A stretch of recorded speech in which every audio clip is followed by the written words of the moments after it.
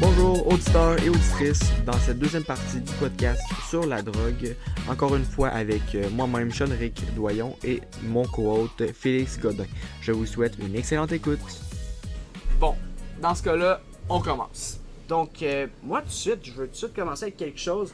Je veux juste dire que, premièrement, pour le combat des drogues, si jamais vous êtes accro ou quelqu'un dans votre entourage est accro, nous personnellement, vu que nous vivons à Thetford, on a un organisme dans notre région qui s'appelle le Centre Don Rémy. Donc ça, c'est les personnes qui réussissent, c'est pour les personnes qui sont alcooliques, toxicomanes, qui ont des problèmes de drogue. Et bien, eux autres, ils essayent de vous héberger pour pas que vous ayez des influences extérieures. Ils vont vous donner des formations, des conseils, et ils vont essayer de, éventuellement, vous faire une réinsertion sociale, vous intégrer dans la société, en tant que nouvelle personne clean et sans aucune drogue. Même s'ils vont faire un suivi justement pour voir si vous êtes pas retombé, tout ça. Donc je pense aussi que c'est pas le seul organisme. Je pense que dans toutes les régions environ, il y en a un. Puis si jamais vous-même, quelqu'un dans votre entourage, vous voyez qu'il y a beaucoup de problèmes avec la toxicomanie ou l'alcool, juste d'essayer de vous convaincre ou de les convaincre d'aller vers ces organismes-là. Donc, je n'utiliserais pas le mot convaincre, mais conseiller. Puis... Conseiller, ouais. C'est vrai que encore là, c'est parce que si on essaie de convaincre quelqu'un, la personne elle va se mettre à la défensive. Ouais, c'est ça, effectivement. Mais je pense que c'est quelque chose qui serait noble de conseiller. D'offrir l'opportunité. Ouais, effectivement, c'est ça. Puis je pense que c'est justement la première chose pour le combat des drogues, c'est les organismes. La tolérance. Mais ouais, ça, d'accord. Je voulais y retourner sur comment on devrait combattre les drogues. Mais je voulais pour commencer parler un peu de comment on combat les drogues présentement. Je vous conseille deux vidéos de Curse Gazag, une chaîne que j'aime beaucoup, que j'ai déjà conseillé dans un autre podcast. Ils ont fait une vidéo qui s'appelle La lutte contre les drogues, la guerre contre les drogues en fait, et une autre Pourquoi la marijuana devrait rester illégale. Donc deux vidéos très intéressantes qui soulèvent de très bons arguments et de très bons points. Ce qu'on peut y apprendre, c'est que depuis la déclaration de Nixon en 1971, le bilan de cette guerre contre la drogue a été très négatif, ça a été très inefficace, parce que ce qu'on fait, je résume un peu la vidéo, mais allez la voir pour de vrai, ça résume très bien ce que je vais vous dire. Ce qu'on peut y comprendre, c'est que on combat depuis toujours l'offre, en arrêtant les criminels, en détruisant les usines et tout ça.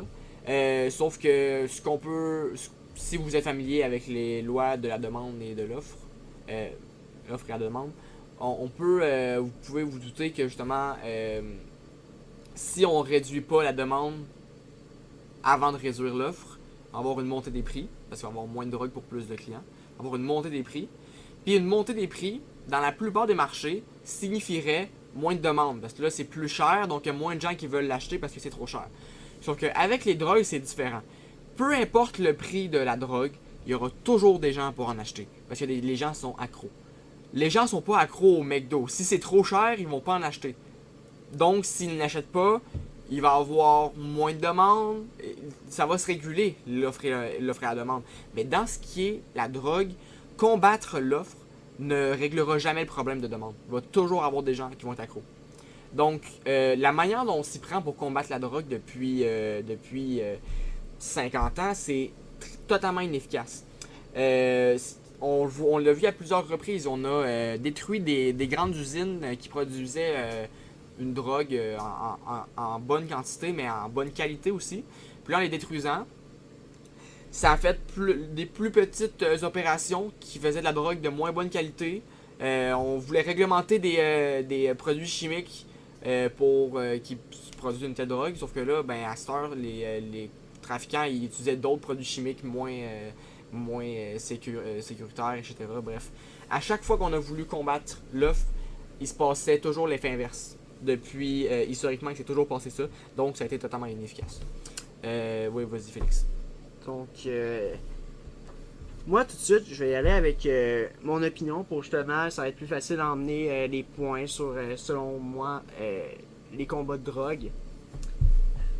Déjà, je vous ai dit que je trouvais que c'était un sujet très nuancé, très ambigu, donc je vais être 100% honnête avec vous. Je suis un grand hypocrite dans cette situation-là parce que mon opinion est assez extrême.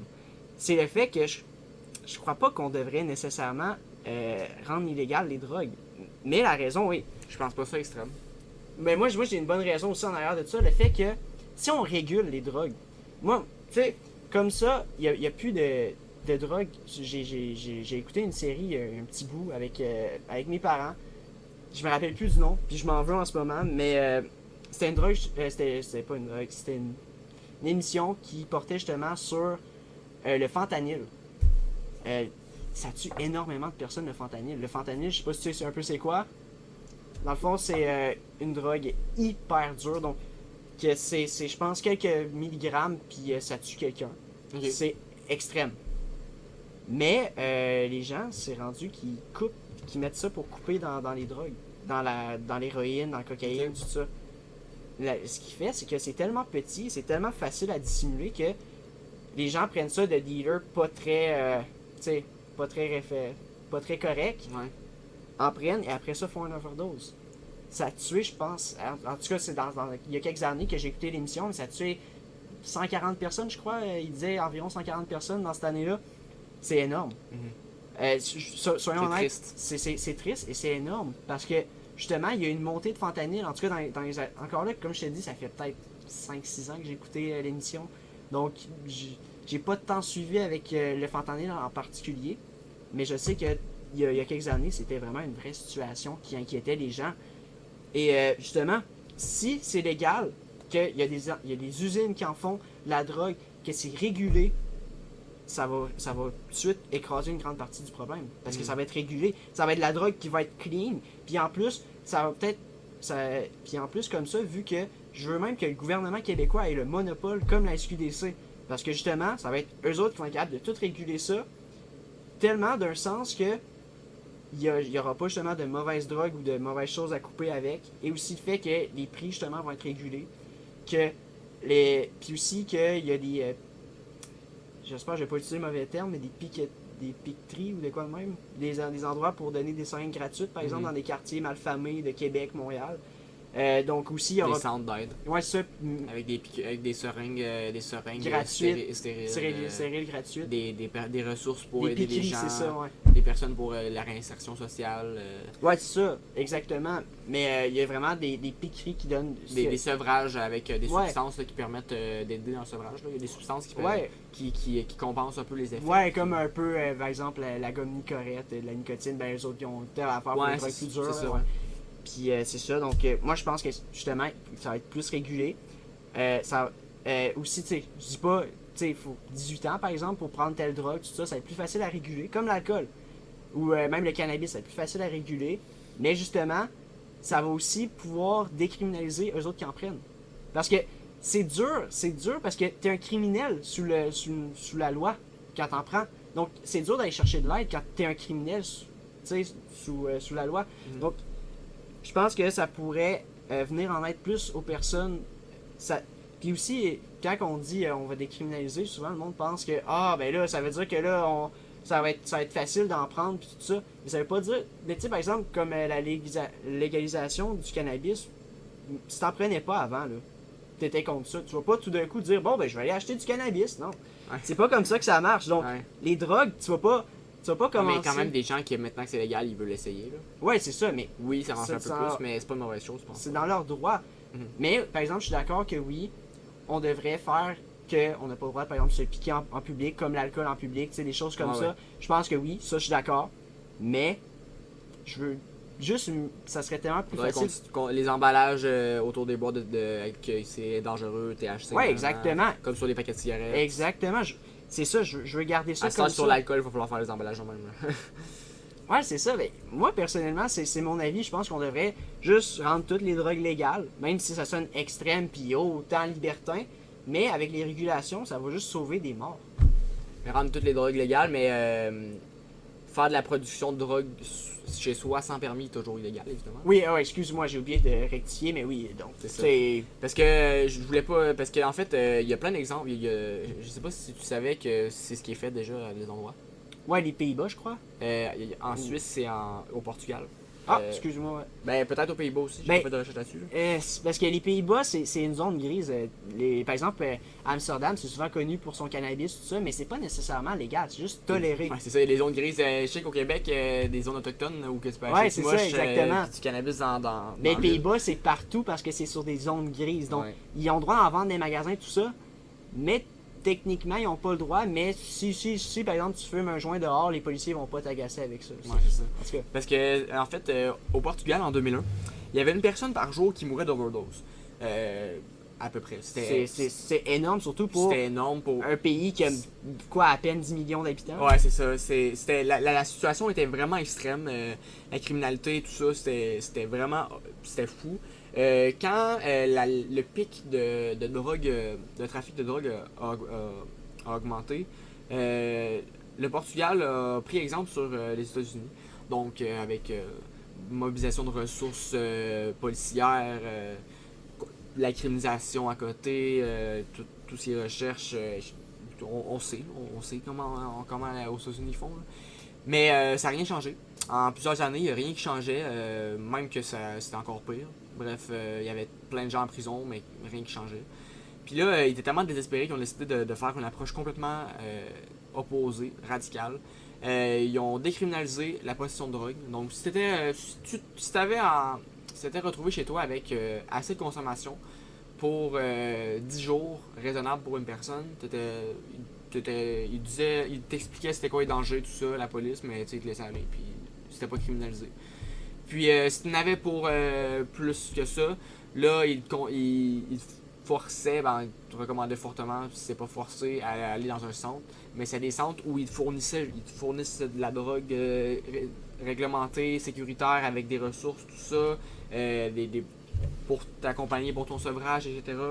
Ils ont fait ça au Portugal, ils ont fait ça en Suisse avec l'héroïne. Puis ça a fonctionné. Ça a fonctionné à merveille. Puis je vois ça, puis je me dis pourquoi on prend pas exemple. On voit que ça marche là-bas, puis on voit que ça marche pas aux États-Unis, puis partout de Non, parce que, genre, je sais pas si t'as vu juste la nouvelle drogue, la drogue zombie, là, qui est apparue surtout dans le coin de Kensington, le quartier Kensington à Philadelphie, tout ça. Mais encore là, des problèmes énormes de drogue aux États-Unis, mais juste, surtout dans... Ça change rien là, depuis 50 ans. Là, c'est totalement... Puis en Suisse et au Portugal, ils font désolant. ça, puis des résultats immédiats quasiment, tu sais. Ouais, parce que je suis 100% honnête avec toi. juste dans les médias, on en entend beaucoup moins parler des problèmes de drogue. Mais, surtout en Suisse, tout ça, on dirait que c'est peut-être aussi parce qu'ils le cachent bien, mais j'ai rarement entendu Il y a parler des de chiffres drogue. qui disent là, que soit les gens accros étaient plus accros, soit les gens accros pouvaient avoir un job normal puis se réinsérer socialement. Ou justement, il était encore accro, mais il en consommait moins. Dans tous les cas, il y avait toujours une amélioration.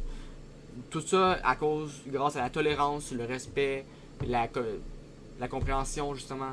Puis je pense que c'est la base de tous les problèmes. Puis on en parle souvent dans nos podcasts, mais se rallier, se comprendre entre nous, puis arrêter de toujours se considérer comme des ennemis, puis la drogue c'est l'ennemi numéro 1. Parce que quand tu penses comme ça, on opprime une liberté personnelle. Tu sais, soyons honnêtes, c'est une liberté personnelle prendre des drogues. Ce qu'on met dans notre corps, c'est pas c'est pas la décision des autres. Mais si on rend ça illégal, c'est vraiment une oppression d'une liberté personnelle. Je veux dire, ça va quasiment à des encontres de... On peut faire du mal aux gens quand on prend de la drogue quand même. Là. C'est vrai, par exemple, que ça, je suis d'accord. Ouais, c'est une zone grise encore là. Ouais, mais il y a plusieurs cas où, comme prendre du pot chez toi, ça fait pas mal à personne. Pourtant, c'est illégal. T'sais. Ben, dans des pays, c'est encore illégal. T'sais. Ouais. mais tu fais de mal à personne. Mais Puis c'est vrai que oui, conduire sous des substances, encore là, je suis d'accord. Ça, On va garder c'est ça illégal, c'est ça. Ben oui. C'est justement ça, tu sais. Il y a des choses qui sont juste évidentes, là, Ouais. qui sont même pas à discuter. Là. C'est ça. Tu sais, il faut avoir du bon sens. Là. Puis aussi, un point que je voulais amener, s'il y a autant de violence dans les trafiquants de drogue, c'est pas à cause de la drogue. Beaucoup des problèmes qu'on rattache à la drogue viennent souvent, en fait, du combat contre la drogue. Pourquoi il y a autant de violence? C'est parce que les trafiquants, ils n'ont pas de tribunal légal pour régler leurs différends. Ils peuvent pas être compris, ils peuvent pas régler leurs différends avec paix, donc ils recourent à la violence et aux armes. Donc là, c'est à cause de ça que justement il y a autant de violence, autant de meurtres, de criminalité, tout ça. Le blanchiment d'argent aussi, à cause des activités du commerce de drogue. Il y a beaucoup de blanchiment d'argent à cause qu'on criminalise la drogue. Bref, on sauverait tellement de problèmes si nos mesures contre la drogue n'étaient pas aussi agressives, en fait. Là.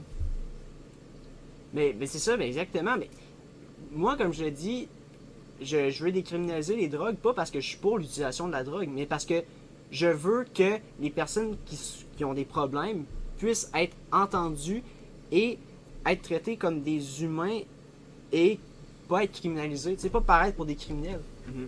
Puis là, je change de sujet un peu. Là. Ouais, passons du coq à l'âne. Exact. Quelque chose qui serait bon aussi, c'est que on pense qu'il va y avoir, si on décriminalise des drogues, on pense qu'il y a des mineurs là, qui vont aller vers ces drogues-là. Mais ce que je me dis... ça va être encore plus dur. C'est le ça, contraire. C'est ça. Il y a des gens autour de moi que quand le cannabis était illégal, il y avait plus de facilité à se procurer du cannabis que de l'alcool.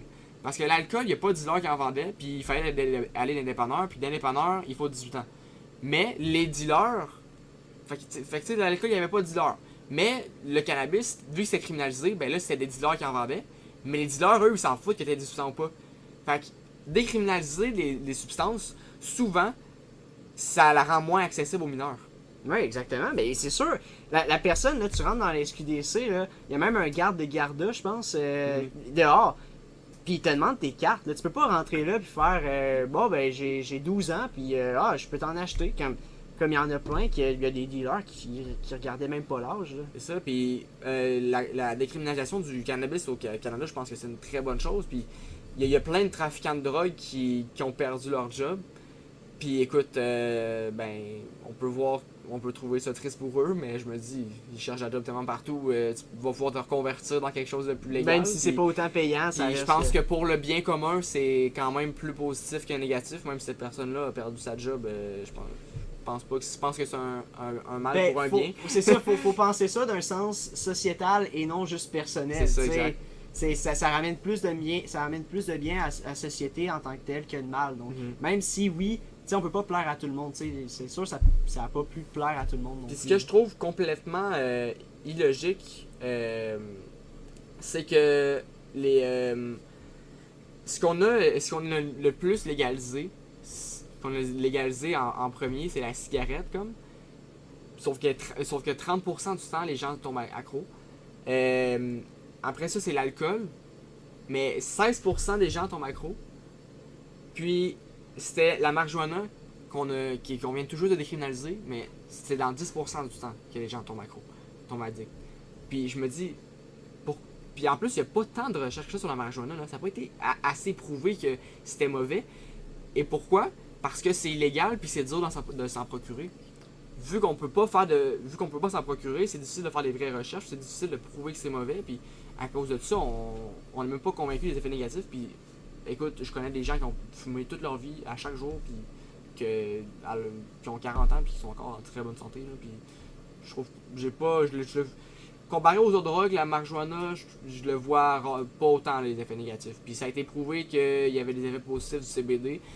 Puis justement, ça c'est une autre chose. Le CBD qui est bon, le THC qui est mauvais, mais si on continue à criminaliser ça, les trafiquants ils mettaient toujours plus le THC que le CBD. Mais depuis que c'est décriminalisé, on peut réguler les taux parce que tu dois le savoir, le CBD vient compenser les effets du THC. Ouais. Donc les effets qui s'opposent en fait. Là. Ben oui, et en même temps, le point que t'apportes que la marijuana, tu sais, tu peux en fumer, il y en a tu connais du monde qui en fume chaque jour, puis ont 40 ans, puis qui sont encore en bonne santé. Encore là, c'est vraiment tu sais, un cas à part. Tu sais, je veux dire, je pense que l'échantillon est pas assez grand pour qu'on puisse faire ce statement-là que... Ouais, c'est ça, mais c'est sûr que... On peut pas se baser sur notre... Non, c'est juste quelques personnes, tu sais, mettons, que tu parles. Mais aussi le fait que pourquoi je pense que la cigarette a jamais été criminalisée, c'est le fait que dans les vieilles vidéos que je vois, tout ça, juste dans. Ça a toujours. Il y a toujours eu du monde qui fume des cigarettes. Là. Tu sais, genre juste. On le voit, genre je vois dans des vieux films, tu sais, dans des vieilles photos, il y a toujours quelqu'un qui a une cigarette. Puis dans le temps, c'était encore plus présent. Là, c'était tout le monde fumait, c'était normal. Mhm. Puis la raison pourquoi je pense que ça n'a jamais été criminalisé, c'est le fait que le monde. Ça ne servait à rien. C'est ça, tu peux pas travailler, par exemple, sous l'effet de l'alcool. Tu peux pas travailler la plupart du temps. Ça va être dur de travailler. Ça va venir couper sur ton. Excuse-moi, je cherche le mot. Ta productivité. Productivité, ton efficacité. Quand la cigarette, ça affecte rien là-dedans. Mhm. Ouais. Donc, les gens ont jamais trouvé l'utilité de l'enlever parce que justement tout le monde fumait et ça enlevait rien à l'efficacité de la société en tant que telle. Contrairement à l'alcool que, mettons... L'alcool puis la marijuana. C'est ça. C'est pour ça que ça a été plus criminalisé dans le Selon moi, c'est pour ça. Puis aussi le fait que tout le monde fumait. C'était normal. Ouais. C'est ça. Puis jusqu'à récemment, là, je veux dire, dans les années 90, la plupart du monde fumait encore. Dans les années 70, c'était encore plus. Il y a juste très récemment que les gens, honnêtement, que la société d'aujourd'hui, ici au Canada en tant que telle, fume beaucoup moins. C'est vrai. Je suis d'accord avec toi. Je voulais parler aussi, je sais pas si tu as entendu l'histoire d'une personne qui souffrait de dépression, d'anxiété, tout ça, qui a réussi à faire une thérapie approuvée par Santé Canada là, au moche, à la psilocybine. T'as pas entendu parler de ça? Ben, moi justement, ce que j'allais dire, c'est que comment tu m'en parles, c'est genre juste une personne, mais il me semble que c'est de plus en plus courant. Là. Je pense que après le CBD puis THC, justement, le pot médicinal, je pense que justement, il me semble que j'ai eu vent de pas juste une personne, mais quelques personnes qui se tournaient maintenant encore plus vers les champignons, qui je pense va être la prochaine drogue légalisée. Là. Ouais, je pense aussi. Puis je pense que c'est avec le marijuana, le tabac, c'est pas mal les drogues les plus naturelles dans un sens. Ouais, mais le reste est très chimiquement transformé. Je vais juste faire mes recherches vite fait, mais je crois même que le moche, c'est la drogue la moins nocive. Ouais, ben ça oui, là, je suis quand même assez d'accord. Parce que tu fumes pas, donc tes poumons ont pas de problème, c'est juste ta... Ouais. En fait, le moche, ça a été prouvé que c'était pas addictif. Ça n'agit pas sur le circuit de récompense dans notre cerveau. On a analysé dans les cerveaux des gens qui étaient sur une expérience sur la psilocybine, puis que il n'y a pas de connexion nerveuse qui se détruisent. En fait, il y en a qui se détruisent, il y en a qui se recréent. Bref, il se passe des choses vraiment étranges dans le cerveau des gens sur le champignon magique. Et le seul vrai risque, le risque qui peut arriver à beaucoup de gens, c'est le bad trip. Un bad trip sur le moche, c'est très dangereux. Ces gens-là peuvent faire du mal à eux-mêmes, aux gens autour d'eux. C'est pour ça que c'est pas décriminalisé tout de suite, parce que c'est facile de faire un bad trip sur le moche. Puis c'est très dangereux un bad trip sur le moche. Puis tu peux faire tu peux avoir des problèmes d'anxiété, des PTSD après un bad trip là, tu sais, c'est un gros bad trip sur les psychédéliques, c'est un enfer sur terre pour la personne qui le vit littéralement. Là. C'est moi là, je voudrais jamais être à leur place. Là. Je voudrais jamais vivre un bad trip comme ils peuvent vivre là. Personne souhaite ça en fait. Ouais, non, comment tu me l'expliques, ça donne pas le goût. Parce que j'en vois des témoignages de gens qui ont fait des bad trips, ça m'intéresse de voir des gens qui ont souffert, puis Littéralement, c'est l'enfer, là. Toutes tes peurs arrivent devant toi, puis t'as l'impression que le temps avance pas, que t'es pogné dans un enfer éternel. Bref, je sais que ça fait peur dit comme ça, mais c'est pour ça que faites attention avant d'essayer des choses.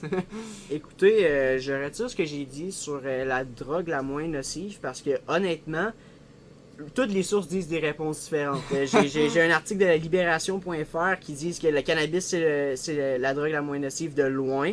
J'ai le chef de la santé de la Colombie-Britannique qui dit que l'ecstasy et la MDMA sont les moins nocives et qui sont saines pour la consommation. Donc, j'ai complètement des réponses différentes. Donc, j'ai entendu dire d'une autre source connexe que c'était le moche. Mais encore là, c'est dur parce que les recherches, je trouve, sont pas assez poussées pour c'est ça, parce que c'est illégal. Ouais. On peut pas s'en procurer, on peut pas faire de recherche. Non, puis encore... on base tout le combat sur des choses qu'on a même pas tant de recherches qui lisent pas. Puis aussi que ça dépend tellement de la personne. Parce que il y en a qui vont trouver une telle drogue plus facile à arrêter ou moins nocive pour elle parce que ça dépend de tellement de facteurs aussi les drogues. Donc souvent aussi, on dit que ça provoque des schizophrénies, des problèmes mentaux, puis des psychoses. Mais souvent, c'est des choses qui étaient déjà en eux, qui se seraient déjà manifestées.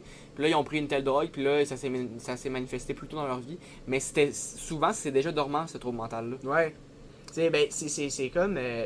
j'ai souvent entendu dire de personnes, même de psychiatres assez réputés dans mon entourage, du fait que souvent les drogues, par exemple, on utilise l'alcool parce que c'est le plus répandu, plus facile à faire un exemple. Par exemple, quelqu'un qui bat sa femme qui sort comme excuse j'étais sous l'effet de l'alcool, cette personne-là était déjà une personne violente. Ouais. C'est juste que l'alcool lui a enlevé la gêne de le faire. Ouais. C'est juste qu'il y avait une gêne sociétale, une gêne de n'importe quelle façon qui le bloquait à faire ça, mais c'était quand même une personne violente de base. C'est pour ça qu'il y a eu la prohibition. Parce qu'il y a eu des mouvements féministes qui se faisaient battre par leurs hommes alcooliques, puis tout ça, puis ils ont tout mis ça sur la faute de l'alcool, mais au final, c'est les gens. C'est l'homme à la base. C'est la personne. Ouais, c'est ça, c'est la personne à la base. C'est juste que ça a fait un déclic, ça a fait. Il se posait souvent, il était souvent sur le bord de le faire, mais ça a été la goutte qui a fait déborder le vase, puis que, justement, il les a poussés à le faire. Ouais. Fait que c'est la faute de la nature humaine, mais aussi des drogues. Puis, ouais, tantôt j'en parlais un peu, les thérapies là, à la psilocybine. C'est sûr que, tu sais, on vous rassure, là, c'est pas facilement accessible. Il faut que la personne, que les traitements normaux soient pas accessibles ou pas utiles dans sa situation. Il faut répondre à des critères, etc. Mais justement, l'histoire de Robert Foxman, dans le fond, il était dans son appartement, il était accompagné de 2 aides médicales.